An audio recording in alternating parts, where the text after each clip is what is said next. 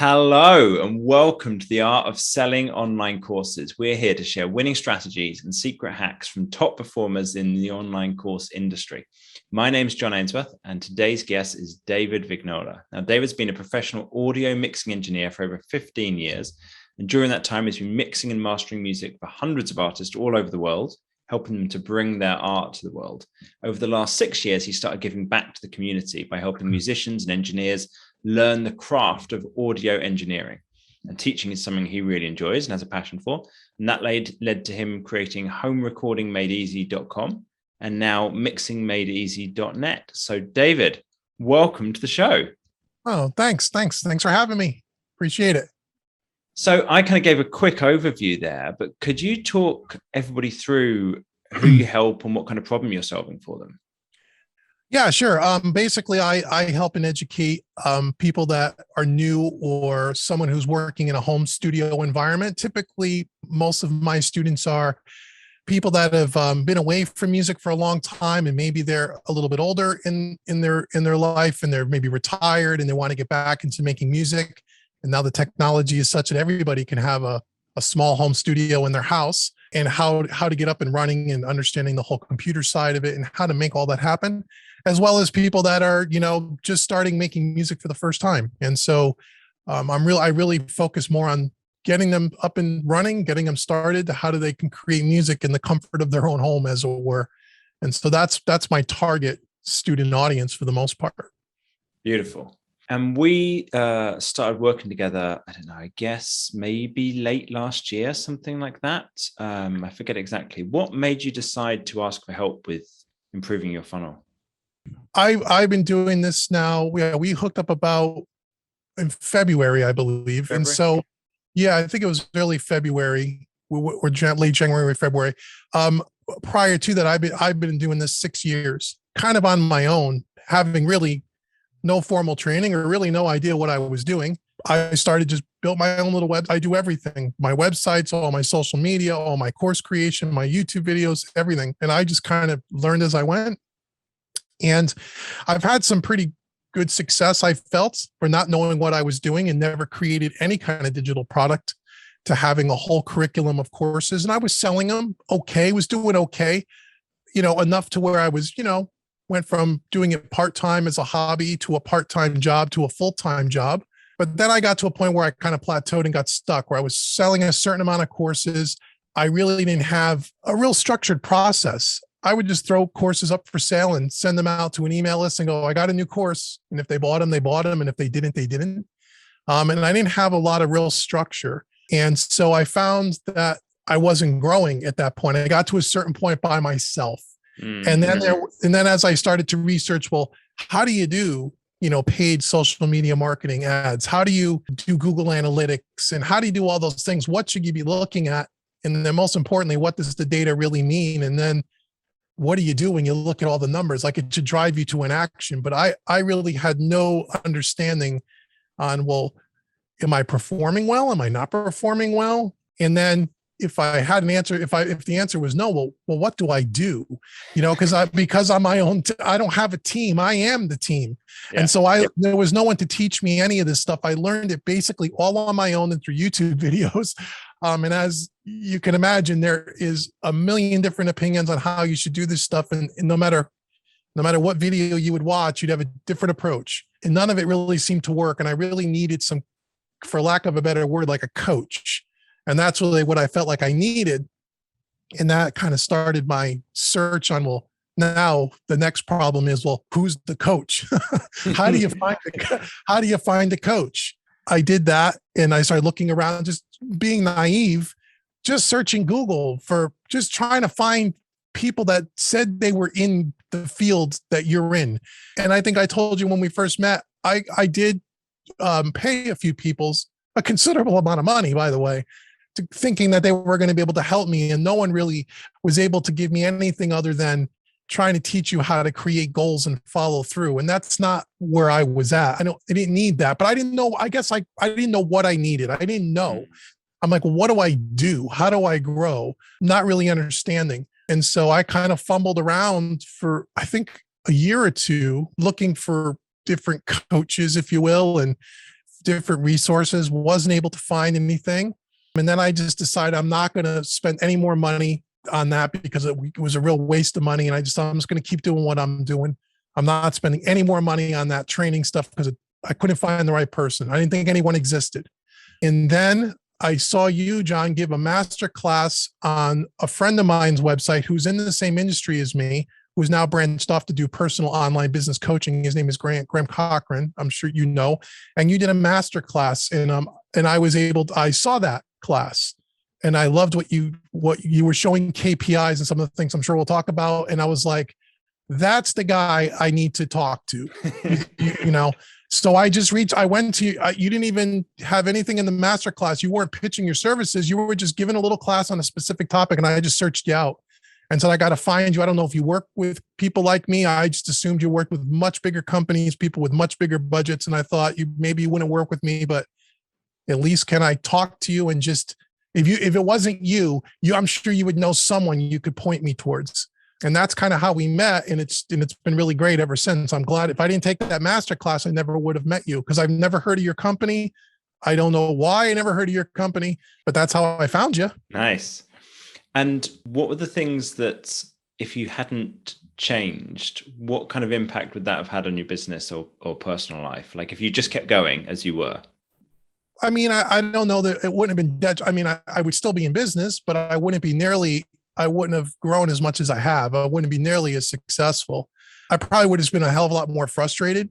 Being in business could be frustrating enough. And when you are the business, that's frustrating when you're doing everything as it is. So if I didn't have the coaching or the direction, I probably just would have kept feeling like I was just kind of keeping my head above the water, you know, like thinking, well, okay, I guess this is just the way it's going to be. And I don't know how many more years I would go down the road without any. I don't know if I would have eventually just said, you know what, maybe this is just not for me, or I'm not going to be able to grow this. And I don't know if I would have stopped at one point. So I probably wouldn't have been nowhere near where I am right now if I haven't hooked up with you guys. That's for sure.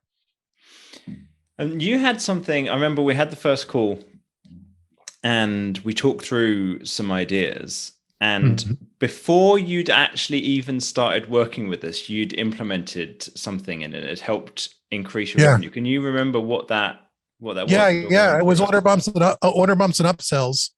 In our first call, you talked about a couple of things. And the one thing you said, I think you asked me, we went through my site and you saw my stuff and, well, do you have any order bumps? And I said, what's an order bump? I mean, that's how naive I was. I was like, what do you mean? And then when you explained it to me, I was like, oh, of course I know what that is. But I never even thought of that. And you said, do you have upsells implemented? I'm like, what are you talking about? What made it really funny for me is my website, I use Kajabi. My website had all that stuff built in. I just wasn't using it because I didn't know what it was. I didn't know the questions to ask. So as soon as you said you really ought to have an upsell and an order bump, and you gave me some tips about, well, if you're selling your course for X amount of dollars, here's maybe where you ought to price the order bump and the upsell. And you said, go ahead. You know, I think we had a call in a couple of weeks. You're like, by the time we get together, see if you can implement something and let's talk about it next week. Well, as soon as I got off that call with you, I went through my whole catalog and I had order bumps and upsells added in 4 hours. I spent 4 hours and I did all of it because I wanted to see, does this thing really work? And I wanted you to know that, hey, look, if you want to work with me, if you tell me to do something, I'm going to go do it, you know, because I know, being an instructor and a coach myself, that, you know, people come to me for solutions. I give them solutions and they don't implement this. They don't implement what you talk about. And then they want to know why it doesn't work. And I'm sure you may experience that as well on some level at times. And so I wanted to show you guys, hey, look, if you're willing to work with me and help me, if you say, Dave, go put order bumps and upsells in, you're going to go do it, and not like maybe going to get it done. Like it's going to get done, and it's going to get done quickly. So I had it done in a day. And I think the next day, I think it was within the very next sale or two, I got an order bump. And I was like, oh, wow, this is great. And then I started to see over a couple of weeks, like, wow, there's probably 10% of the people that are ordering are ordering the order bump.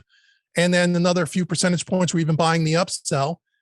And again, I had no strategy around what should the order bump and the upsell be? How much should it really cost? I just wanted to put something up there based on your recommendation.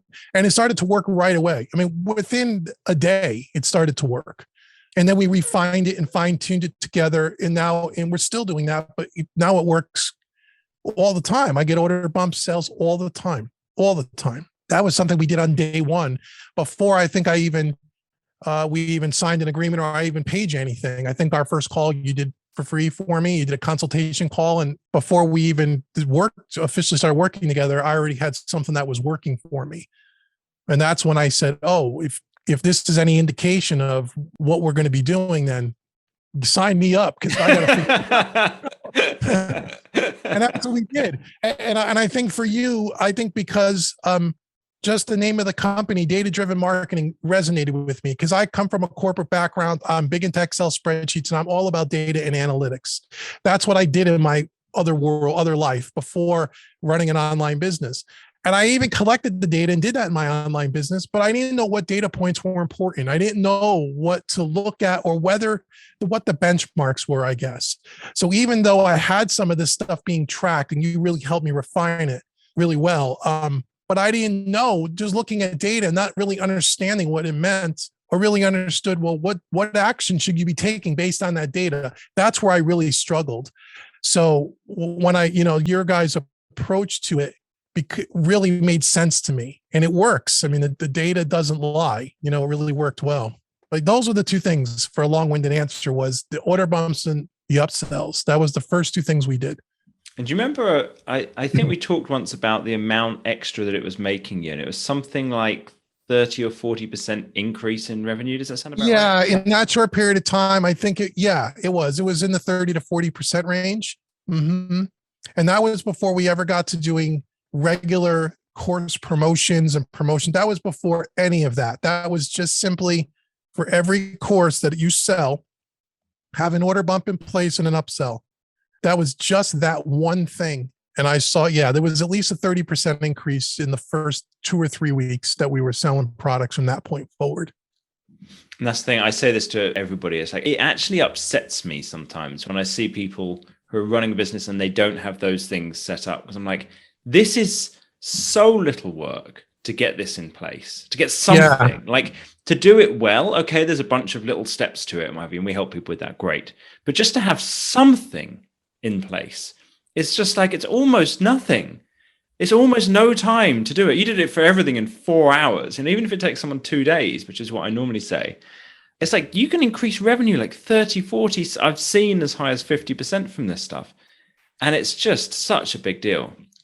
And a lot of the website and a lot of your website platforms, like I think it only took 4 hours, because in Kajabi, in my platform, the tools are already there. I mean, if you had to set it up from scratch, maybe if you had a different platform where maybe they didn't have order bumps and upsells, and you had to maybe download a plugin or something, that may take a couple of days. But if you have a site that already has those tools available, it took no time at all. I mean, it was just checking off a box and just picking, well, what do you want your upsell to be? What other product do you want your upsell to be? And how much do you want to charge? It really is, for me, Kajabi was that simple. And it was like, wow, this is easy. I mean, I did my whole curriculum I did in 4 hours. I mean, so that was going through all the courses and trying to decipher, well, what should the upsell course be for the course that they're buying, and trying to pair them together where they made sense, so they would be more likely to purchase. But yeah, that was something that was so easy. No one had ever mentioned those words, and all the other people I worked with, no one ever even said order bump or upsell to me. And although I guess I must have knew that, because now every time I buy anything and I see, everybody does it. You instantly recognize, you go, look, that's an upsell, son of a guns are trying to upsell me on something, You interact with it every single day as a consumer, and you don't even realize it until you start becoming the person who's trying to sell it to someone, and then you see it everywhere. And so it's like, it just makes sense to do that. So what was next, or what's been anything else that's been a big deal for you in terms of increasing course sales on top of the order bumps and upsells? The promotion schedule. So the twice a month, where we promote a new course every month. That was something that I always kind of did, but never in a structured format, and certainly not on a regular schedule. I did what probably a lot of people do, if things were slow that month, you just had a flash sale, and you just you would just randomly put stuff on sale to make more money. And there was or if a new course would come out, certainly in the course launch. But I think that the biggest thing for me, even beyond the upsells and the order bumps, was the regular course promotion schedule. So we do twice a month. Usually it's the first week and the third week of the month. There's, because I have about 18 different products every week or every other week, we put a new one on sale and we run a bunch of email campaigns, that whole process. That's where most of the money's made. And I didn't realize, and you and Joseph really changed my way of thinking, where I was thinking of most of my sales should come from people who search Google. They somehow randomly end up on my website and they see something they like and they buy it. Where your guys' approach is more like, no, that's not where most of your money should come from. Most of your money should come from people that are on your email list that you're regularly promoting deals to. And that whole mind shift for me was the biggest change, and where the most amount of revenue increased. And for me, a much more predictable amount of revenue. I can predict now, because we've been doing it long enough to know about whenever I put a course on sale, depending on which one it is in the cycle, about how much money that course is going to make in that week before it even starts, based on all the data that we track together. And that to me made the most difference. You know how Josip loves to figure out in the spreadsheet, like how much something's going to make, and you've got your spreadsheet now, you know about how much it's going to make. Yep. We had a really fun occurrence in the last week where a promotion made 3 times as much as what he was estimating, because Monica, who you also know, does the email copywriting, she's got some new tricks. So there's some stuff hopefully they'll be showing you in the coming weeks. Yeah. It's the refining part of it. When you put all the stuff in place, at least for me, I instantly saw a lot of growth. And now it's been about 6 months, 7 months we've been working together. Now it's starting to level off. And now you're like, well, now how do you write the most effective kind of emails and the language and the copywriting? And again, I'm just writing them. I'm really just winging it, and it's working. But yeah. I'm sure with fine tune and some more refinement, that would be even more effective, I would imagine. So I'm at that stage now where it's like, okay, how do we now take everything we put in place and how do we really dial it in so this is the most effective it can be? Because my guess is there's money being left on the table that I don't even realize. How much, I don't know, but there's some there for sure. And so that, I think that stuff is really, once you get beyond the basics, that's where it really matters. I think it's the refinement part of it. Yeah. Beautiful. So what else is there? So we've had the order bumps, the upsells, doing regular email promotions. Actually, I tell you what, one of the places where I see a lot of people get stuck with doing regular email promotions is they have 3 concerns about them. And I wondered if you'd be able to answer each of those in turn. The first one is they're concerned that if they run regular email promotions, they're going to train people to only buy when there are promotions. That's one. Second one is people are worried their email list is going to get frustrated from getting so many emails. And the third one is the concern that it's going to take too long to set up. So kind of kicking off with that first one, where people are worried that people will buy only when there's promotions. What's that been like for you? I was worried about that, I think, at first as well, but I learned that that's really not the case. And again, Josep's philosophy, I guess yours is as well. I think he'd said to me once, if we're selling courses on the off weeks and people are paying full price, and he says if that's happened regularly, then he says that's a indicator that you're not charging enough for the courses. Which, when he said that to me, I said, just that does makes no. We argued about that. I told him there's no way that makes sense to me. And they come to fight, and he told me, and I think you did as well. I think in one of our first or second meetings, you said, Dave, you're selling your stuff way too cheap. And I said, no, I didn't believe it. And come to find out, you guys were right. We've over time now have literally doubled the asking price on my website for the courses. And when we put them on sale, even at a 50% discount, they're buying them at what the old full price was. And we still sell courses when things are not on sale. Not as many, but we still do. And the people are paying the full price. So I'm not as concerned about that. I think I've done a lot of competitive research on what other people sell their stuff for that are in my field than what I sell it for, and I'm still giving the most value for the buck anywhere. I don't feel bad. I don't feel uncomfortable now with my prices being raised and even being raised more. Josep's trying to get me to raise them again. And so, no, I don't think that's true, that people will just buy them when they're on sale. I think, some people will, but if you put them on sale at a price that is not giving the thing away, but they're still getting a good deal and you feel like you're still making, and I know the pricing is always a struggle. Some of it is data driven, some of it's emotional and how you want you people to feel about you and your product and how you want to feel.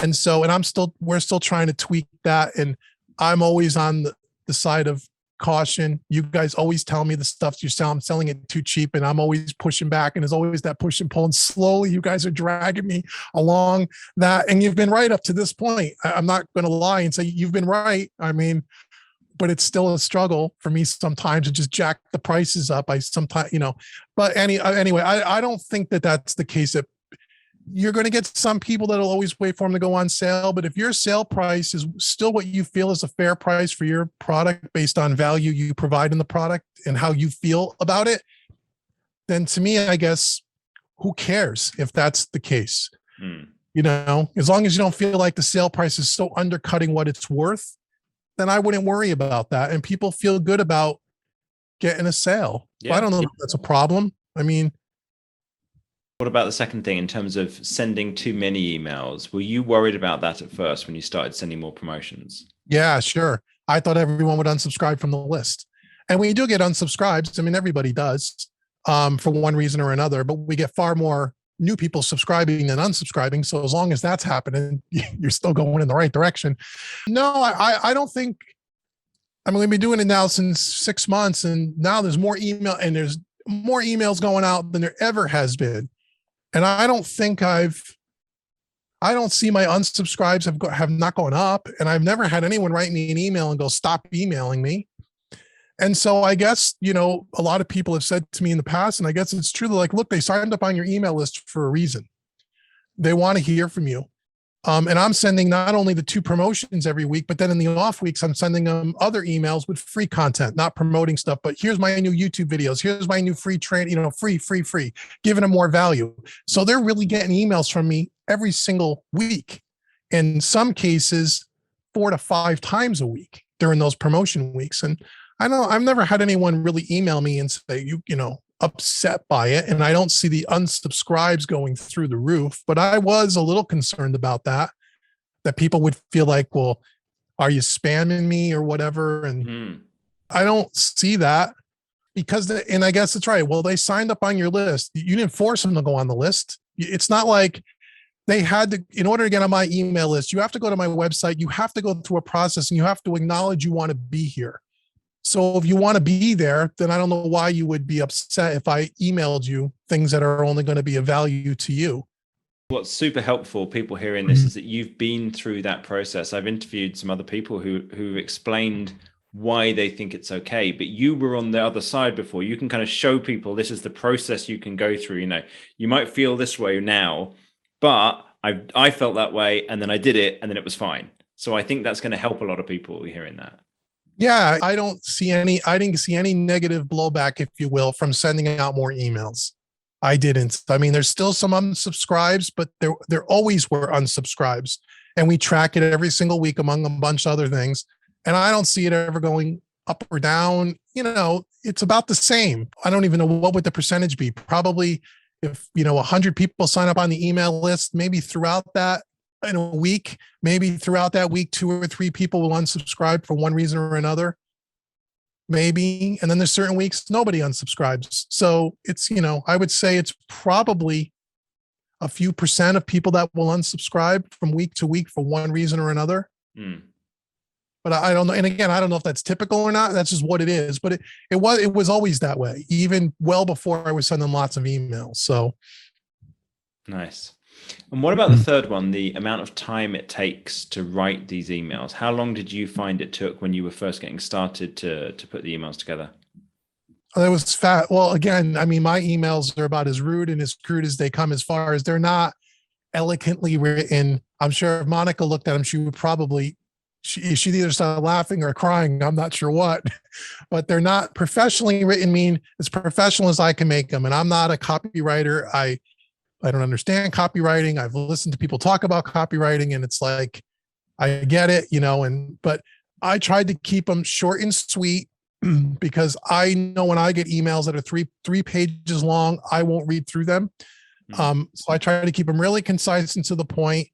And I didn't find it that difficult. I think because I have 17, 18 products. So the first time I had to write them for each product, it took a little bit longer. I don't know, maybe to do for 1 week's promotion, maybe a couple of hours at most. And that would mean that there would be six different emails that were written, one a day for 5 days. And on the 5th day, you send out one in the morning, one right before the promotion ends. So 6 emails in 5 days. So 6 different emails took me about, I don't know, an hour or 2, maybe. But I mean, they're nothing fancy. I guess I didn't want my emails to sound like it was sales pitchy. You get some of these emails and, someone will promote something and you don't even know what you have to read for 5 minutes before you even find out what you're buying or what they're selling. And I never wanted to come off like that. So mine, you don't scroll down more. It's not even a page. I think I tried to say, I want it to be a page. That's it. And in part of that page, the top is just a big picture of the actual course that's for promotion with a little bit of text, a couple of buttons, and that's it. And again, part of me thinks I could probably, do a better job at it to maybe make them a little more effective, but they do work.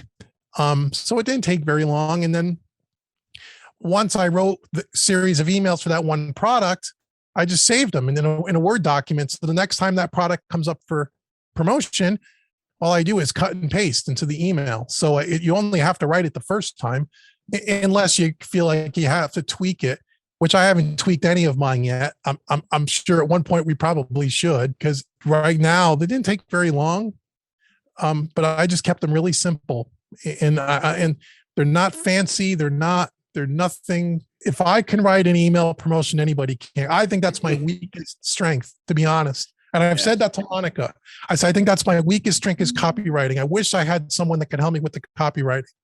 And she said, don't worry about it. Just do it. And I think we'll get, again, part of the refinement. We'll probably get to that at one point, of how I can maybe use better language or more buzzwords or things that maybe make it more enticing for people to not only read the email, but actually open it to begin with, with good subject lines and those kinds of things. I still struggle with that a little bit. But the promotions have been effective. So I can't say they haven't worked. They have been effective. I think that's probably what we'll do next, actually. I don't want to get into that too much, but I think we'll go through with you and be like, okay, let's go back through all those emails and start refining them, because I think there is a huge opportunity from what you're saying there. So I know there is. And I've taught, like I said, I'd love to sit with her and just go through one email promotion. Can you read these and just, I bet you in 5 minutes she could go, let's change that. She could probably go through with a red pen and in 5 minutes, can you restructure it this way and let's see how it works. That would be really helpful to me, just to see how. And again, sometimes I feel like a lot of people probably feel, and she had even said to me, she goes, they're probably not as bad as you think they are. Because again, part of before working with you guys, but part of my struggle was not know what's the benchmark, not knowing where I am towards the benchmark. I think I'd said to you one time, we talked about open rates before I was even tracking them with you guys. And I'd said, I don't know. I said, I don't know. I send out, 10,000 emails. I don't understand why 9,000 people don't open them. Joseph said, you're never going to get 9,000 people to open, you're not going to get a 90% open rate on an email promotion. He said, if you get 25, 30, that's great. I said, really? I think that's horrible, but not even understanding that. I would just assumed if it wasn't 90% plus, that was a bad email or a bad promotion. I didn't understand that. Oh, no one gets, who gets 90% open click rates? Nobody does. I'm like, really? That's how naive I was about all this stuff. I don't know. Maybe my emails are not that bad, but I'm sure she could help me make them better. That's what we'll do. Okay, cool. So far we've got, this is tips for you, dear listener, to implement order bumps, upsells, 2 email promotions a month. What else we helped you to implement that's made a difference? The whole thing of tracking the KPIs in the spreadsheet, that was huge for me. That was probably, again, so what was the big, I don't know what was the thing that had the most impact. I'm saying everything that we've talked about so far has, but even the KPIs were another big one. Because for me, there's so much data you can track. What do you track? I had Google Analytics set up on my sites, and looking through all of those analytics to me was like looking at a foreign language.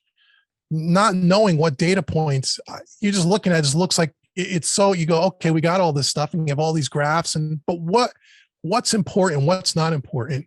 With Joseph's help, setting up the KPI spreadsheet was such an eye-opening thing to really understand what the important data points to look at are, and where are you measuring up to what are the benchmarks. So like we talked about open rates for emails. He said, if you're at 20%, 15, 20, that's where we want to be for now. And then tracking every single one of your emails.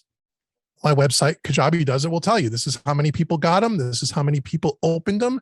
Here's how many people clicked on the email or the link in the email.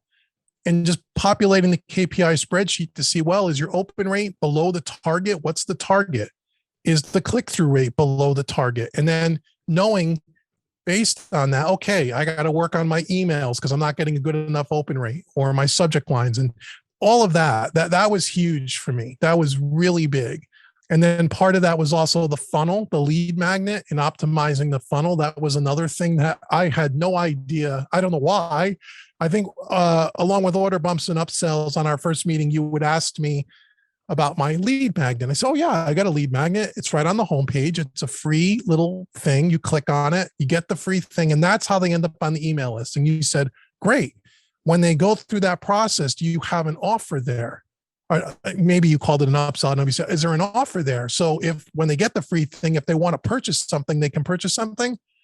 I said, no, I didn't know. He says, oh no, you want to do that. And I did that. And we started selling courses right away, and not knowing.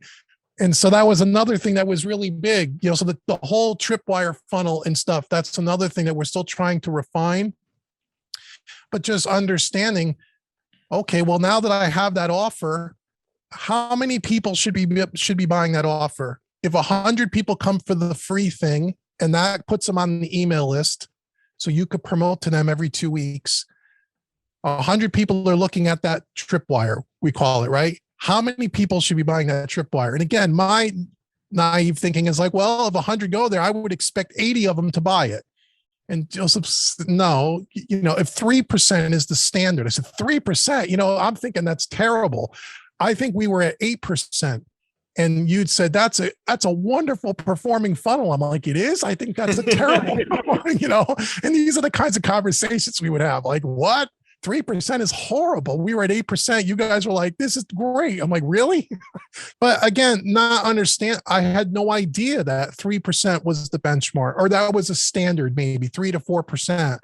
And if I'm at 8%, you're like, don't change the funnel. It's working. And I'm like, oh, we should be throwing this away and starting all over. And you're like, no, don't change anything, not knowing. So, but I never tracked any of that information. The KPIs really helped. That spreadsheet that we track with really helps. So I know every single week how many of those tripwires sell and what our average is.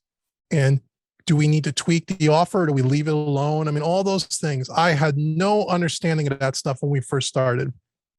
I just knew there was a bunch of data we needed to look at, but I had no idea what data to look at. So that was huge too.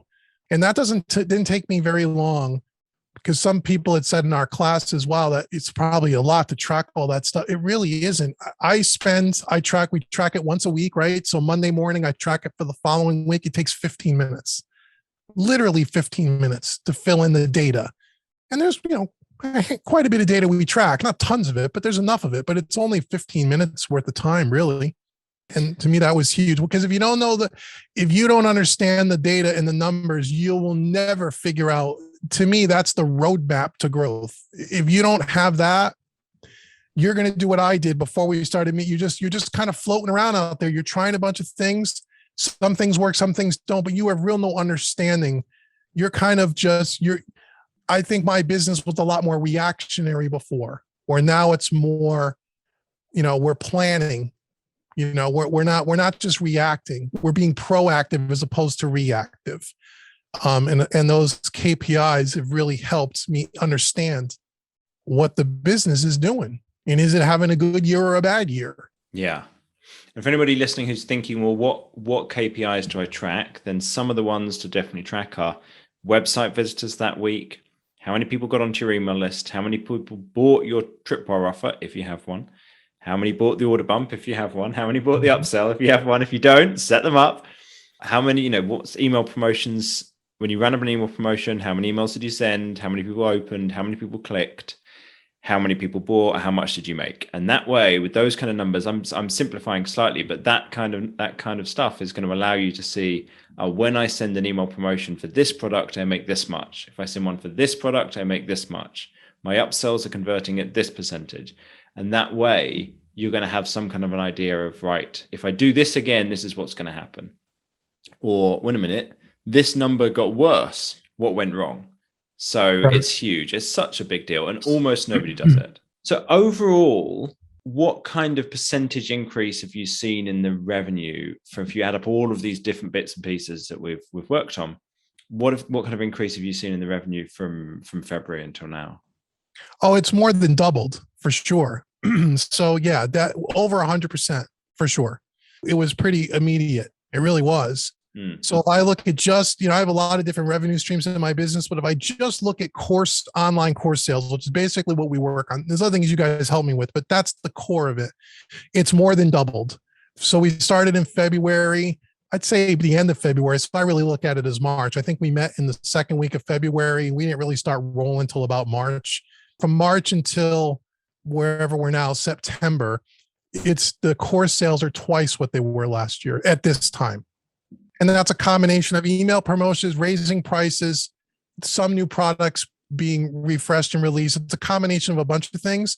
But I think the majority of it was consistent course promotions, tweaking and raising the prices and trying to find the sweet spot in the pricing and the upsells and the order bumps. Those things alone, those three things is what contributed to most of that growth, I would say. Nice. So one last main question then, what's your best piece of advice to people who feel stuck, who are online course creators who are feeling stuck at the moment in terms of their business growth?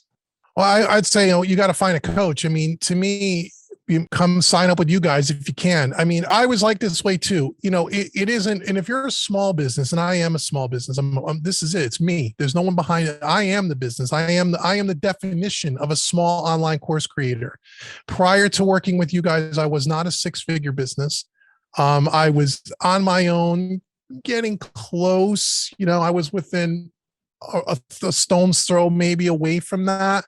So I don't have deep pockets. And so when you try to hire anybody, sometimes pricing, sometimes a sticker shock, like, oh, am I going to be able to afford that? And I said the same thing. I could tell you and I remember when you said to me, you know what, Dave, we'll get you, you're only going to need to work with us 3 or 4 months. You're going to have everything there. And now I'm saying to myself, it's the best money every month I spend. I said to Joseph, I'm not 3 or 4 months. I want to do this with you guys. It's working. That money that I spend every month to be with your team, I make way more of that back in the course of a month. To me, that is the most important. That's one of the more critical expenses I have in my budget. That 3 or 4 months, I'm like, well, this is what I could do in 3 or 4 months. And I had really not a whole lot of idea what I was doing. If we got this far in 5-6 months, what happens if we do this for another year and really start to fine tune? And I know you have some new modules coming up around social media and paid advertising and those kinds of things to help people like me. It's like once, to really start to fine tune the process that we've now put in place, I can't see why you would ever stop getting that coaching.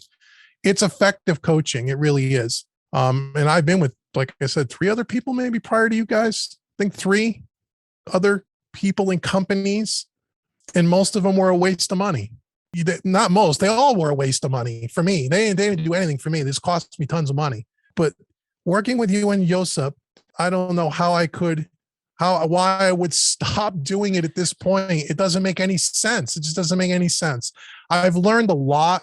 I've learned a ton. In order for me to continue or to scale this business, I would say you need to get a coach that knows what they're doing, that really understands what they're doing. And you guys understand what you're doing. And you guys do it based on data and facts and not some whatever the latest and greatest thing that's on YouTube people are talking about. There's one thing to talk about it conceptually, and there's another thing about actually putting the numbers and the data together and actually seeing the results.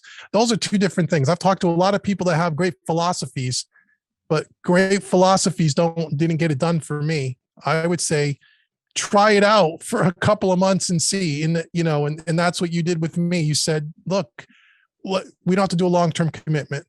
Let's work with this, give it a month or so, and let's see. And if it doesn't work, we'll part as friends, no big deal. But the other thing is, like we said before we started the call, the other thing is, what I would tell people is, you have to do the work. I mean, you have to do the work. Like you said, if you say, go put order sales and order bumps and upsells, go figure out how to make that happen and go do that. And if you don't do that, well, then you can't, it's not going to work. You're not going to do the work for them. I know you have packages like that, but if you're I guess we're talking to smaller online businesses, people that are still in the upstart stage.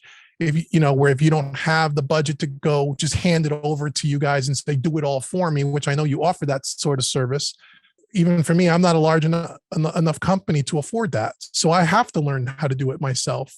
But I would even say, even if you got to the point where you were in a position to hand it off to someone, I think you'd be doing yourself a very big disservice if you didn't understand at least the basic nuts and bolts of what you're handing off.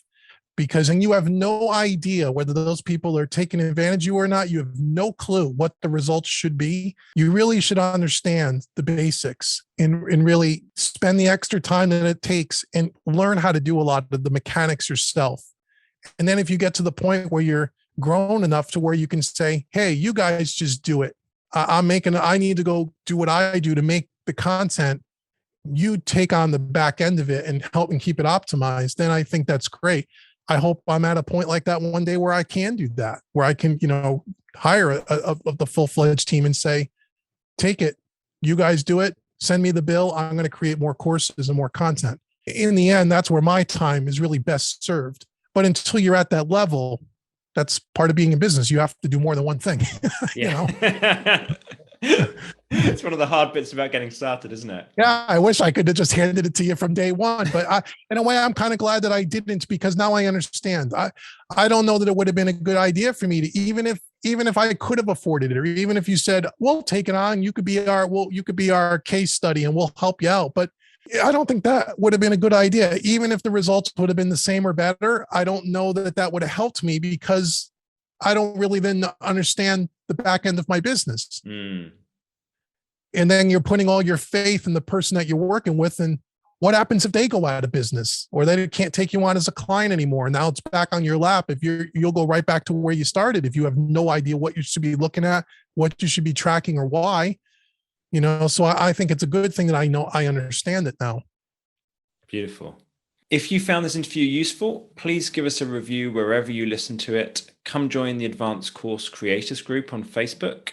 You'll get early access to future interviews and support with growing your online course sales. So thanks very much, David, and thanks to everybody listening today.